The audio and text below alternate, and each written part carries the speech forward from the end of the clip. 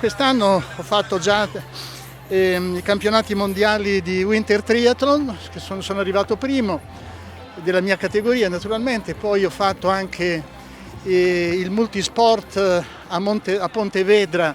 dove ho guadagnato due medaglie d'oro, quindi sono campione mondiale di duathlon cross e di aquathlon. E poi ho preso un argento nel triathlon sprint road e nel triathlon standard sono arrivato terzo, quindi un bilancio abbastanza positivo, 2 medaglie d'oro, una d'argento e una di bronzo. E poi ho partecipato a qualche campionato italiano dove ormai sono il più vecchio atleta, diciamo agonista in azione, perché della mia categoria non c'è nessuno. A 86 anni, a parte probabilmente un po' il DNA, ma io non ho mai fumato, non bevo, non fuori pasto, insomma così, mantengo una dieta e poi mi alleno con le gare, perché ormai è 3 o 4 anni che sono primo nel super rank generale della federazione triathlon italiana. Ho escogitato questo trucco, mi alleno facendo gare. La mia media sono le 50 gare all'anno